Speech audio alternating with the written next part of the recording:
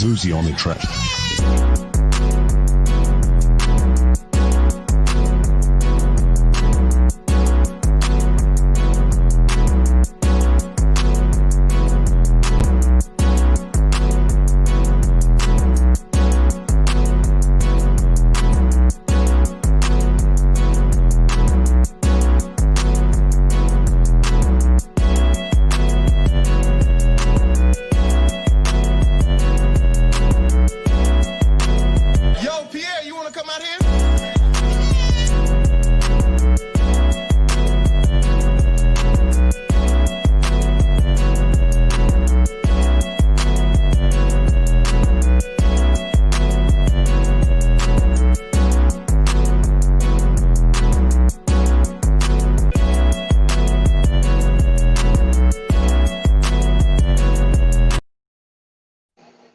Hello, and welcome to Let's Sip and Talk with Freema. So today, or should I say tonight, we're doing it a little late, not too late, because normally it's 7 o'clock, but we're doing it at 8:30 tonight because our guest had some prior engagements. So he is a returning guest. However, we did have some technical difficulties in the past, so we felt like we need to bring him back on to continue to share his story. So I am not going to hold you guys any longer. If we can bring on our guest, Jay, and I'm not going to mess up his last name. Make sure you like, subscribe, and hit that bell icon.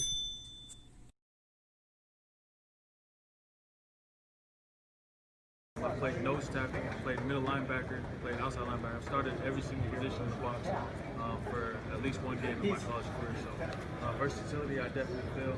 Any team, if they need me to gain weight, it's easy for me to gain weight. If they need me to lose weight, I'll lose as much weight as they need me to lose. You've been doing it before, right?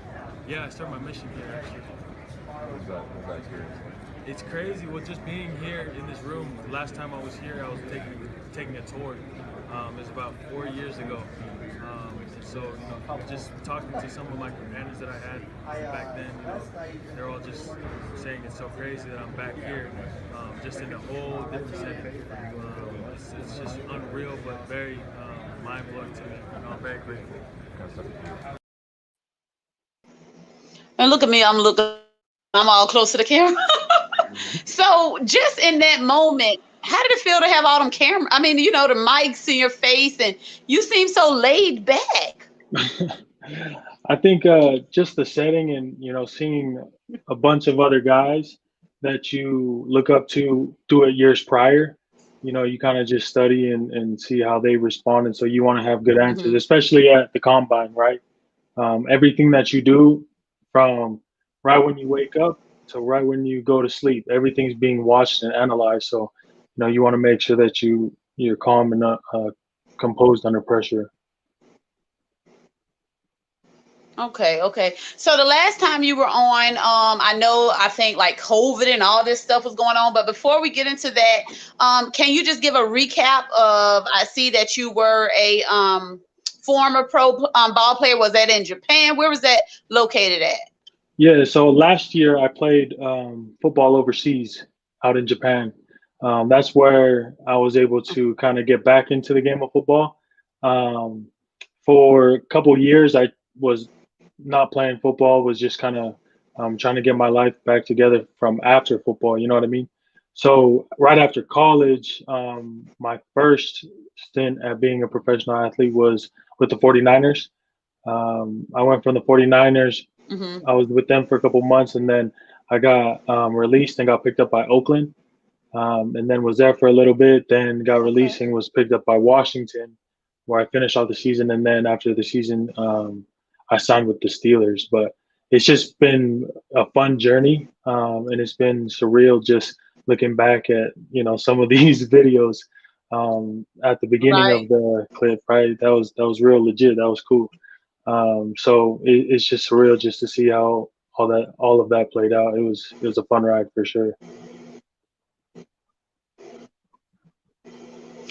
So with all the opportunities, I hope we didn't lose them. Can you see me? I'm still here.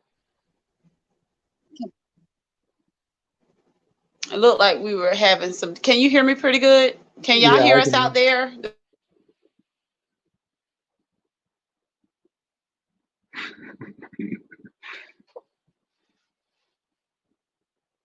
Hope y'all didn't hear me yelling to my kids. But it seemed like we having some technical difficulties. But what I wanted to ask was with the teams that you had the pleasure of playing with, like which team would you say that you would definitely would like to like take it out with, stick with?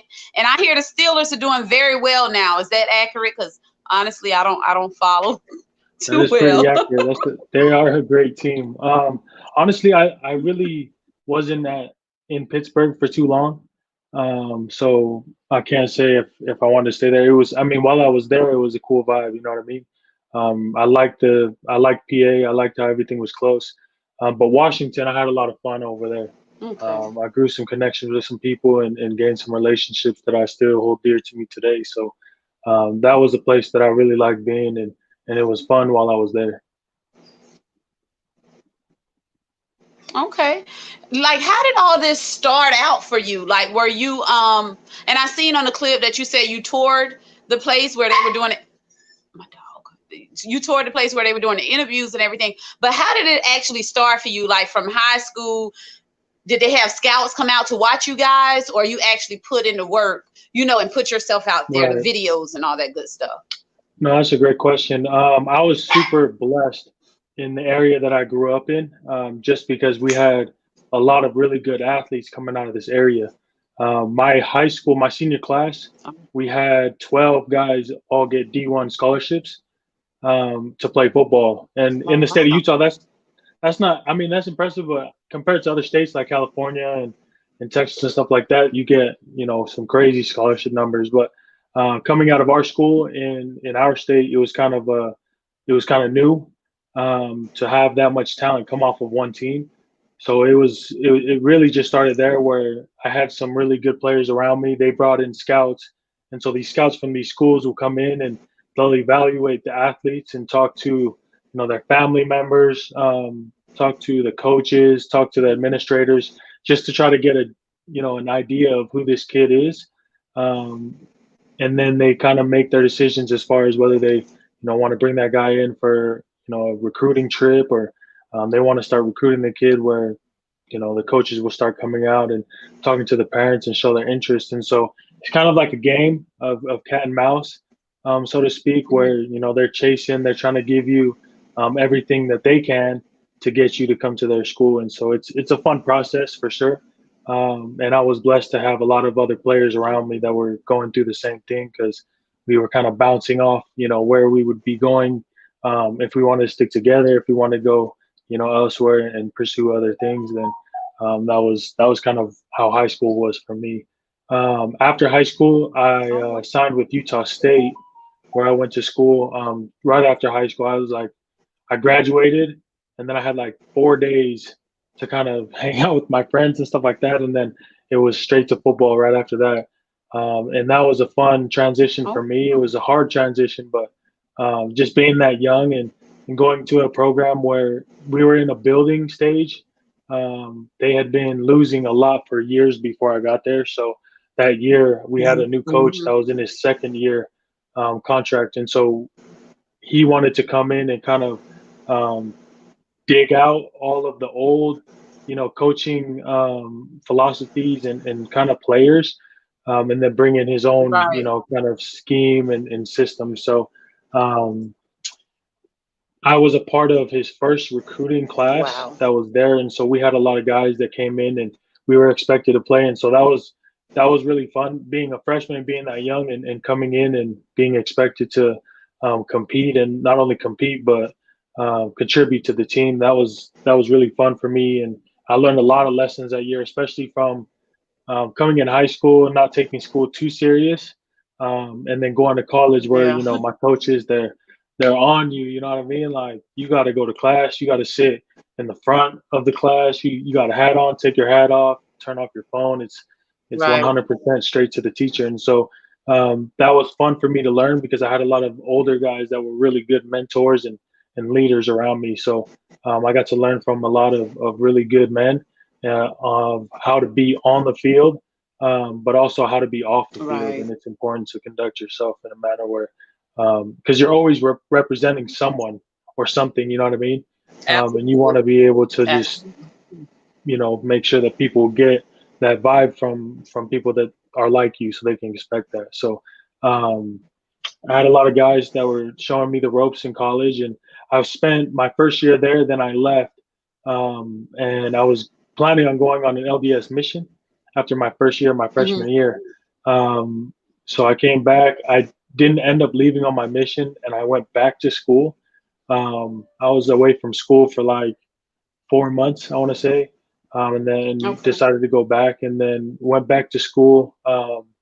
Played out my sophomore year, and then right after the season, I left on my mission. I was on my mission for in Indianapolis, which is the video where I was talking about how it was the Hmm. last time I was there. Um, I served my mission there. I served in the downtown area, and right outside Okay. the downtown area, my whole mission. And so it was a lot of fun just to kind of see like all the buildings and just some of the streets. I was driving up and down the streets with some of the other guys that were there at the combine with Right. me, and I was showing them, like there was like a I can't remember this chicken spot, but it's like a national chain, but it's nasty.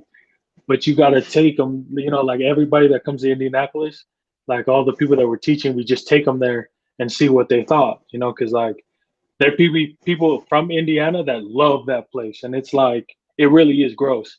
But people in Indiana, they love it. They eat it Like up. when you say a chicken spot, what do you mean? Like a chicken coop, like a place they raise chickens, or what No, do like you mean? a fast food place, A a fast fast food food? spot. Yeah, a Because when fast you food say joint. gross and nasty, I'm like, maybe he's talking about where they raise. So okay, okay, I just No, no, no, no, no. But this place is gross, right? So we take people there, and I was taking my guys over there, and they were like, one of them like almost threw up. It was so funny. And then oh the other my guy, I was God. with two other people, and the other one, he was like, "Man, this is the best thing ever," and we were just cracking up. So we gave him all the food, but it was hilarious. So just being over there was a lot of fun for me.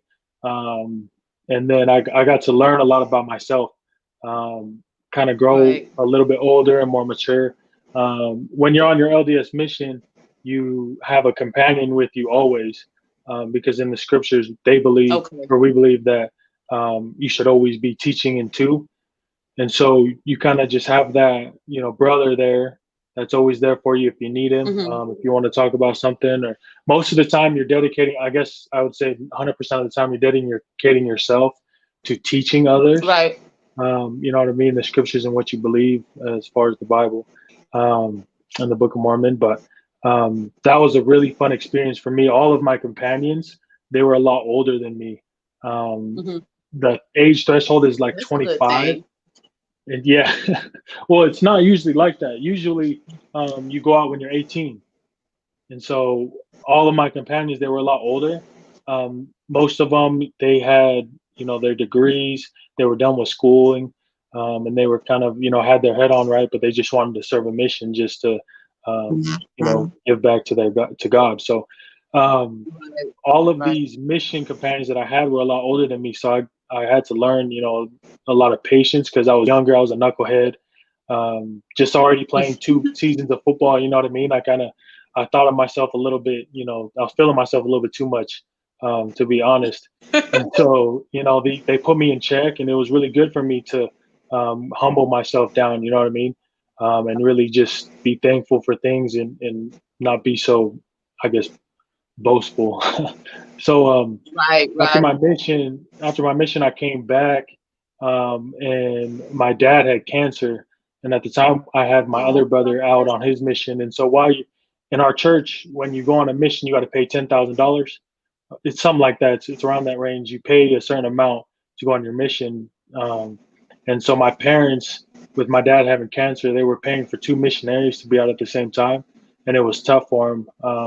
My dad, we come from like blue collar, hardworking people. My mom, she's just been like a straight hustler. Just, when I was little, there was a point in time where she was selling on. This was like back in like the '90s, in the early '90s. She was like selling stuff online, and she was like She was just getting her Hmm. hustle on, selling things. I remember at a point she was selling like these Gucci belts.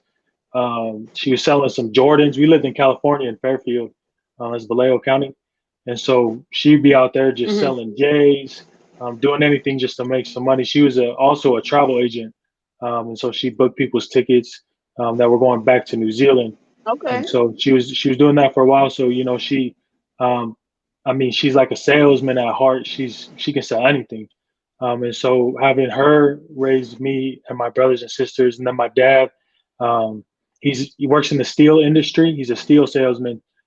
So to kind of put into perspective the type of person he is, we lived in California, Right.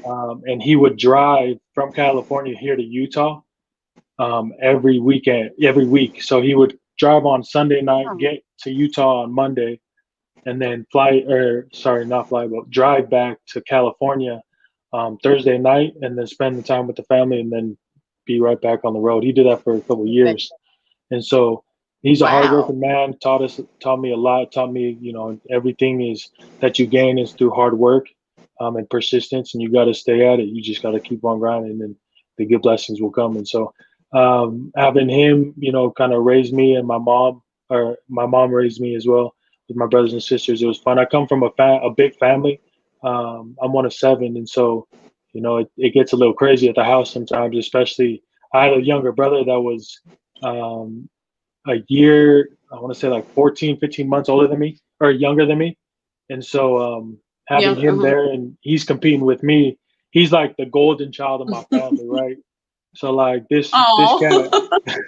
this cat, he went to Stanford on a football scholarship, and so my parents love him. But he's a really smart guy, and someone that I definitely look up to. He's definitely an idol to me, and someone that I learned a Oh. lot from.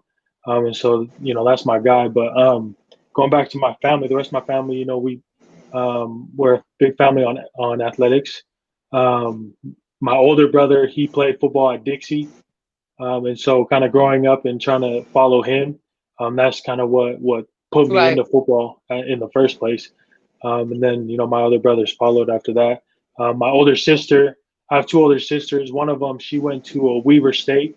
If you know Weaver State, I don't know if Hmm. any of our basketball fans with Dame Lillard. He went to Weaver State, so it's a small school here in Utah. But my sister was there playing rugby in college, and so she was out there.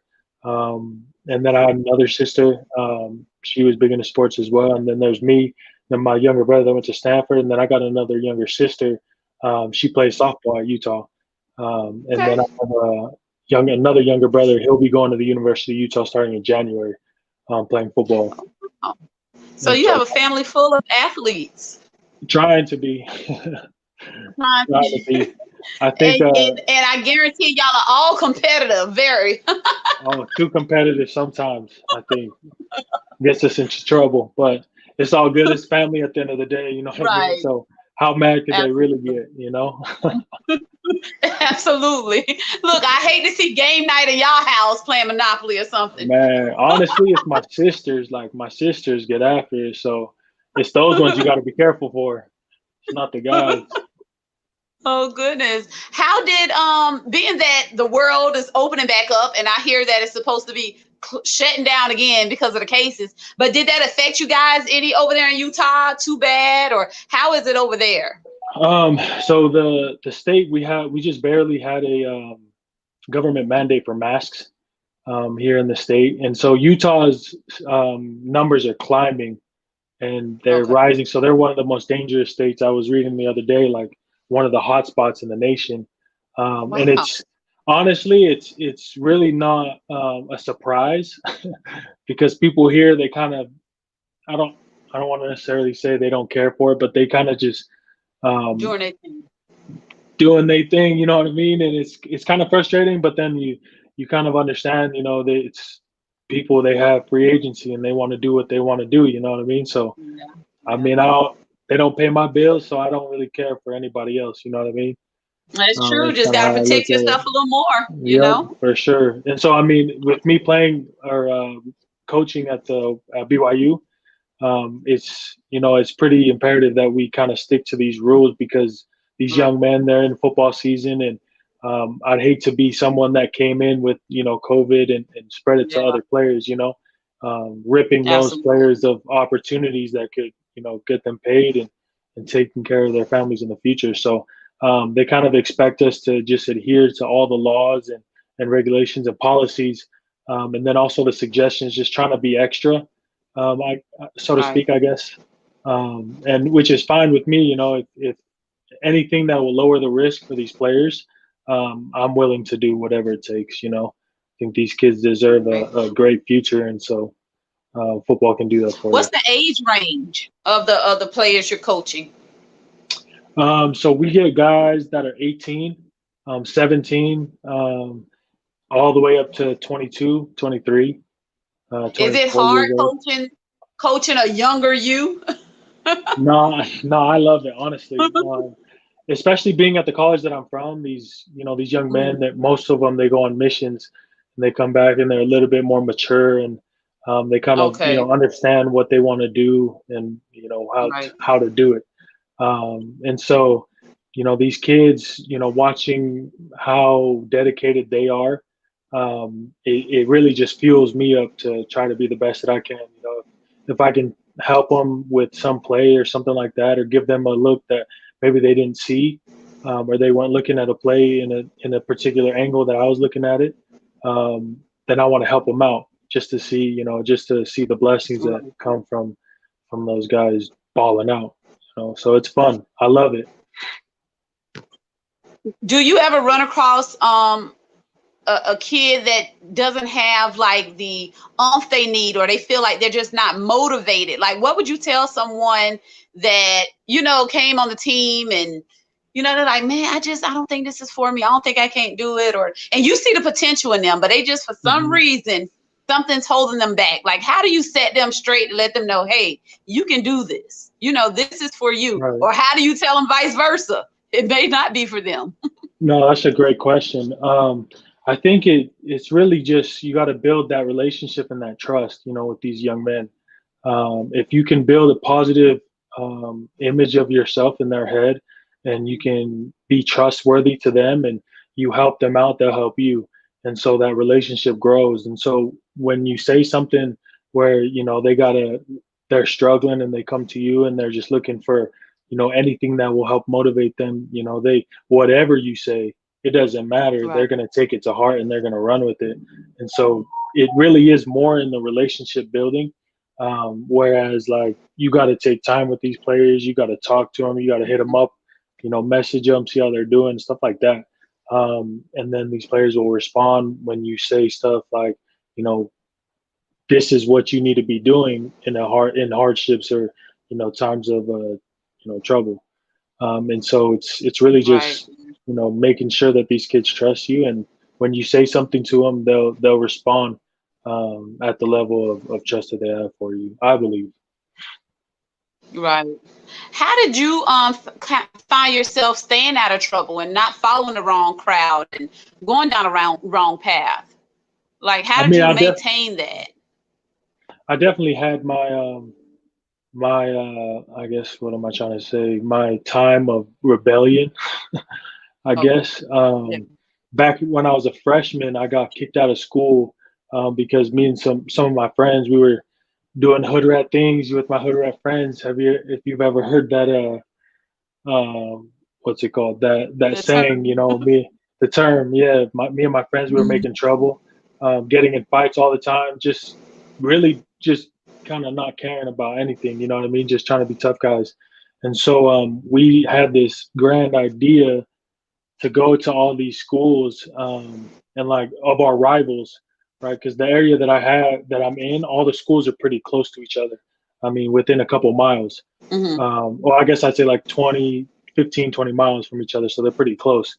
Okay. And so the rivalries are thick around here. And so, we decided to go to a bunch of schools, our rivalry schools, and, spray paint, our town on their schools, and then bust Oh, out a wow. bunch of windows and stuff like that. And so got in trouble. And then I went to juvenile detention center, and I was there for a little while. And while I was there, I kind of decided for myself, like, this is this is not where you want to end up if you keep on doing these types of things, you know. Right. You got to do something with your life. You got to make sure that you represent yourself in a manner where your parents will be proud of you. Just seeing, like, I remember Absolutely. getting arrested, and my mom, like, they came and got me from school, and so like it was the most embarrassing thing. I still remember to this day. I was walking out, and the cops, they brought me in front of the school, and it was like during lunchtime, right? So like everybody's outside Wow. having lunch and like doing their thing. Everybody's, yes, whatever. And I'm walking with my handcuffs on, and the police officers are like escorting me to their car, and it's like in front of everybody. And so I'm like Wow. super embarrassed and just like super hurt. And so like on my way to the police station where they were gonna book me, um, or not book me, but just take me there to write down my information and stuff like that. My mom came, and like, so in the Polynesian culture, it's um, how you how you get disciplined is by an iron fist. You know what I mean? And whatever is the closest to your mom or your dad. So like there we I mean I guess while I was growing up I got hit a lot. And that's just Hmm. how the Polynesians do things, you know what I mean? And so when my mom got there, she just started like throwing haymakers at my face, and I'm on like the table with my handcuffs on, and like she's just going off, and the cops are just sitting there like Wow. just watching, and she went for a cool like 2 minutes. It was the craziest thing because my youngest sister was with her, and she's carrying her, and she just walks around the corner and hands the baby off to one of the cops and just starts going to work. So it's like one of those times for me where I Oh, was like, good. dang, like I really made my mom upset, and that hurt me the most, honestly. Like Yeah. her punches and Yeah. stuff, she had long nails. I mean, she dug into my face, but it was kind of a moment for me where I was like, dang, this is my family came from the islands, you know what I mean? And the struggles that they had to make coming to America, Right. it was all for nothing if I keep on going down this path, you know what I Yeah. mean? And so um, Absolutely. just just trying to fix my life around, and I was grateful to have my brother that I was talking about earlier. My younger brother, his name is Brandon. He was there. He's always, I mean, he's super smart, and he's always making the right choice. That's why he's the golden child, like I said. You know, he's always doing the right thing, and he's always there to help everybody in the family, no matter what.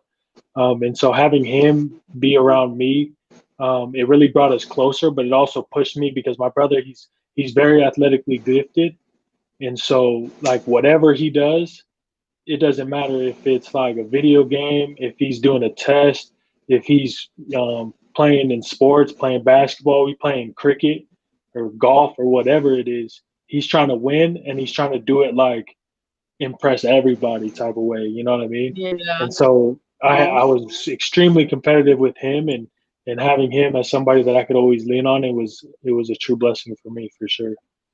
Oh, that's good. Not often do you hear, that the older brother or the older of the two, really, really, you know, I'm gonna say look up to, the younger brother or is Oh yeah. inspired by the younger brother. So that's good to hear. And I know this makes him feel good. Do you tell him that? Do you share that with him?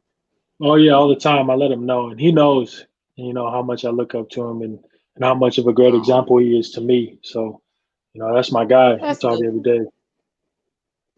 And I'm kind of glad we touched on that subject, which I didn't know, about when I asked you about how did you stay grounded, how did you go on the right path? Because some people need to hear that, it doesn't always start from the top. You don't Oh automatically yeah. just be a good kid. Sometimes you do make Hmm. bad choices, but you learn from your mistakes. So without mistakes, how will we do life experiences and be greater and Exactly. excel at it? So thanks for sharing that with us. I know somebody needs to hear it. Just because you made one bad choice in life doesn't mean your life is over and it stops Hmm. there. And he's your living proof right here. Played with Yeah. several NFL football, what I want to say. Well, I want to say programs. Teams, that's the Programs. word It I'm is a looking program. for. But so I appreciate you sharing that. You didn't have to share that with us. I really appreciate it. I don't want to hold you too long, Jay, but is there anything else that you would like to share with us, with the viewers, or anything that's on your heart that you just want to put out there? Just talking about how, with everything that's going on, it's important for all of us, I think, to stay unified and to come together and to make, everything that America's supposed to be, which is togetherness in my eyes. And so if there's anything that you can do within your community, whether it is just going out and, just talking to people, just Right. educating yourself, you know what I mean? It's important to stay educated, especially at a time like this. It's vital Yes. for all of us to feed your brain and feed your body the right things. And doing those things in your community will help, make this country, the greatest country on earth, which I believe it is. But we just got to stick together. And just wanted to say I appreciate you so much, Prima, for this opportunity and for this platform. You're doing big things, and I'm excited to see, you continue to grow into where this show goes. And so appreciate you for having me on, and hopefully, we'll be able to get back on again in the future. Of course, and I appreciate that, Jay. I really do. And thank you for coming on. Thank for you, after practice, coaching those young fellas and then jumping on with us. I really appreciate it. You didn't have to do this, and just sharing the motivation that you did towards the end and sharing your story. Because, like you mentioned, just talking to one another, sharing your story, giving knowledge. So we all learn from each other, and I appreciate that. So I just want to end it with make sure, I always say this to everyone, kindness costs you nothing at all. So, try to be kind, do a good deed, pay a compliment to someone, it doesn't cost you anything to be nice. So I'm going to just leave everyone with that. Jay, thank you so much. Continue to be you, continue to give back by, guiding those young fellas in the direction they need to be, and continue to tell your story so people don't, people know that just because you did one mess up or had one mistake in life, it doesn't stop you. You got to keep going. So I appreciate that. That meant a lot by you sharing that with us tonight. And as we always say on Let's Sip and Talk with Freema, peace and love.